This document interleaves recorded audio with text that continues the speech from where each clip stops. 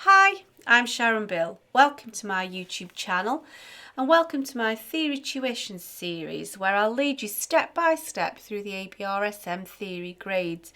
We're nearly at the end of grade 1 for the ABRSM syllabus and I'm working through this Music Theory and Practice grade 1 workbook. There are loads of resources available to help you if you go to my website, if you go to sharonbill.com. There are some free PDF information sheets in US letter or A4 to accompany each step of this series. There's also a page with links to all of my YouTube video tutorials so you can access everything there. You'll also find some information about books that I have available. I've written a How to Take Your ABRSM Music Theory exam guide. This is for grades 1, 2 and 3. For grades 4 and 5 will be available very soon. And it's full of hints and tips and techniques on how to best prepare for your exam and then how to make the best use of your exam time when you actually sit the exam. So that's what we're working to. As you work through this book, this will give you all the knowledge you need in preparation for that ABRSM grade 1 exam. However, it's great fun in its own right. I absolutely love doing music theory and I hope I'm going to share that joy with you. And so we're cracking on now with the second part of P. Now this is a massive section in your workbook. It covers from pages 24, 25 and 26. So we'll just have a quick peep at what's on page 24. And you also will need, from your downloaded sheets from my website, the second page in section P. Now, there's lots of blurb here to read through, and I do suggest that you take a moment to just skim through what I've written here and then just skim through what's in this workbook on page 24. Now, in the actual exam, there is no longer going to be this question where you're asked to compose an answering rhythm. From 2018, this is now not on the exam paper. However, I really do recommend that you still complete this in your workbook. It's an absolutely foundational aspect of music theory and it forms the foundational basis for the grades later on. Even grades 6, 7 and 8 found their basis in what you are learning to do here. So we will just take a little bit of a moment. However, what I'm going to do is I'm going to just summarise everything that's on these pages. So I'm presuming that you've just sort of stopped and had a read through all of that blurb, and I'm just going to give you a hop, skip and a jump through this. Primarily when you're writing a rhythm, I mean really in 2 bars of rhythm only, there's not a great deal of inspiration that you can tap into. You know, there's not a great deal of scope for creative genius. The first and foremost concept that you need to be considering at is that have you got exactly the correct number of beats per bar and are they properly beamed? And so I've written beams here again just to refer you back to the previous page to make sure that you are still grouping these notes correctly. So really we just need to make sure that there's the correct number of beats and they're correctly beamed. However, now musically there are a few things that we need to think of, because we need to make sure that the music has got a correct sort of balance and flow.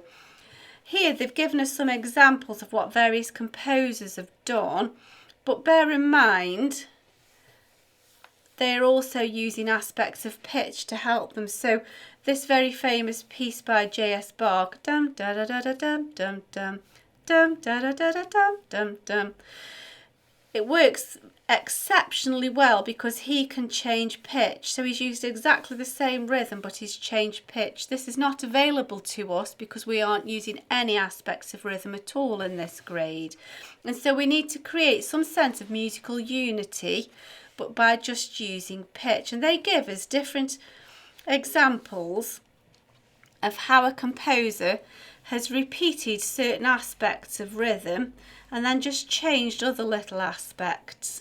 Now, I always find if at all possible, this is my first choice, because we need to think that the music of 4 bars has got a question and then an answer. So we've got 2 bars of like a question phrase, 2 bars of an answer phrase. So it's often a good tip to at least begin the first part of the question and answer with the same kind of rhythm. We can start to ring the changes a little bit here. I think another important fact to think about is don't get too complicated. We're only writing a simple rhythmic exercise here. And so I find this is usually the most helpful way of dealing with it. Now we could answer this rhythm with just very simple 4 beats, but that would be desperately dull and would not gain you much merit. Alternatively, we could have an absolute shed load full of semiquavers and quavers here, just filling the bar with lots and lots of busy rhythms. And again, that wouldn't make musical sense because it bears no similarity to what's gone on before. So just read through the examples of how the composers use different sort of repetitions of rhythm, but I always find it's helpful to begin the question and answer rhythm with the same opening in the phrase.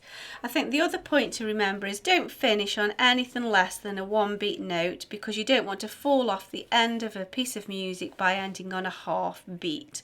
So I think really just glancing through all of the examples that they've given us, ultimately it's always better to just have a go and learn by your mistakes. And if you see, we've got page 25, we've got lots of examples here to go at. Turn over the page and there's another whole page for us to go at. So you don't necessarily have to do absolutely every single one, but it's perhaps a good idea to have a go at a good few. So I'm going to just talk through these here. There's plenty more for you to have a go at, and this is where every musician will write something slightly different. So I might have a go and write one particular rhythmic pattern, and you might write a slightly different one, and they've both got equal merit. The only things that would make it actually wrong is if there are the wrong number of beats per bar, or if your quavers and semiquavers were incorrectly grouped. I think another main point, although it wouldn't be technically wrong, but I think it would be sort of ill-advised, is to end on anything shorter than a 1 beat note, because you don't want to fall off the end of your composition. So if I just talk you through a couple of these, and then you've got plenty to go at. Don't worry about doing absolutely every single one. It no longer forms part of the actual exam, but I do suggest you give it a little bit of time because it's such a valuable part of your musical experience. And so let's look at exercise 2A. So as I mentioned before, we need to think of this as a question and then an answer phrase. So our question, let's just tap out that rhythm. So we're counting 3 beats in a bar.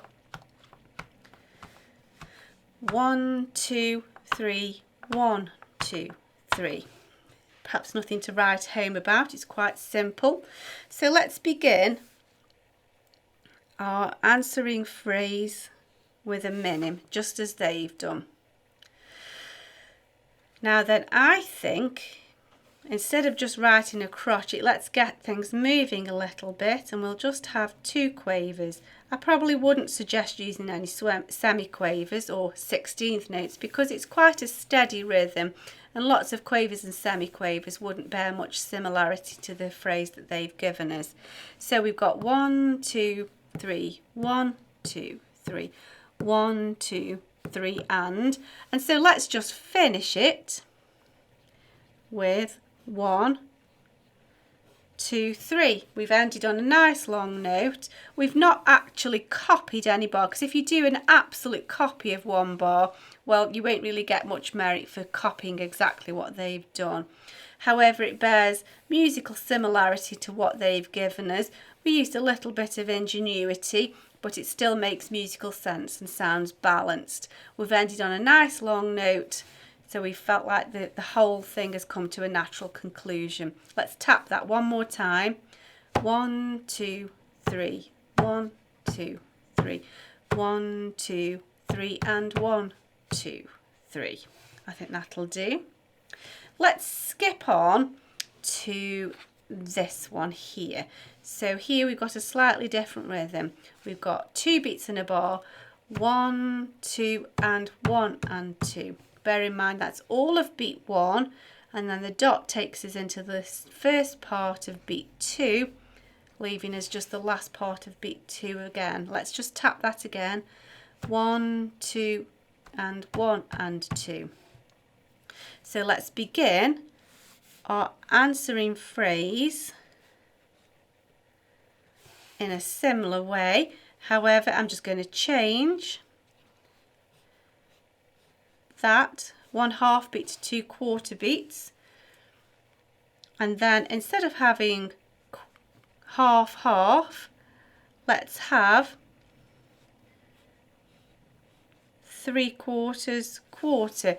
They've used a dotted rhythm here, so we're entirely justified in using a dotted rhythm here.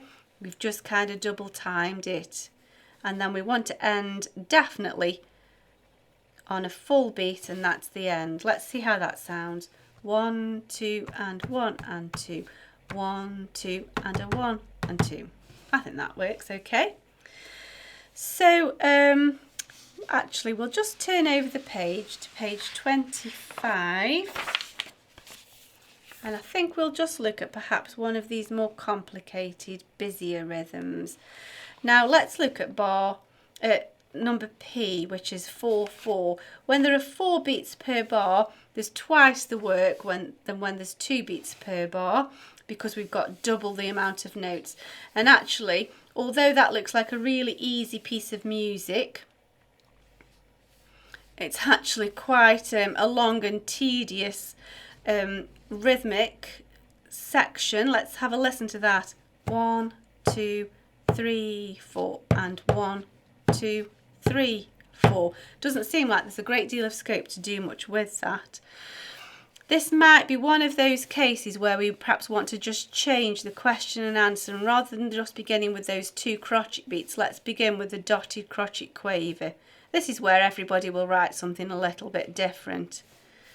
So I think we need to just start getting a little bit of rhythmic movement here, because just all crotchets will start getting very tedious. So let's have quaver, quaver, crotchet.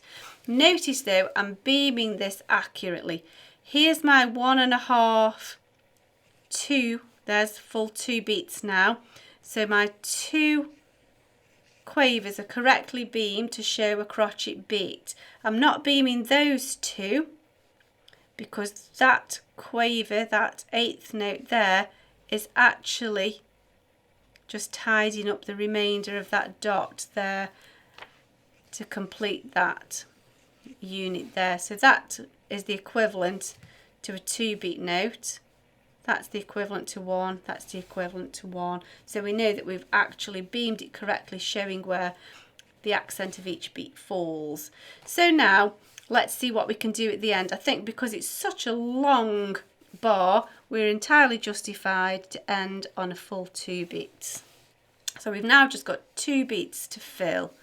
So let's have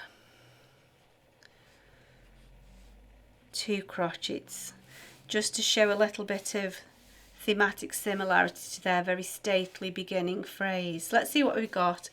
1, 2, 3, 4, and 1, 2, 3, 4. 1, 2, and 3, and 4. 1, 2, 3, 4. I think that works okay. So just have a go, and more than anything, it's going to be an exercise in making sure that you apply all of those rules for beaming accurately, as shown on the previous section.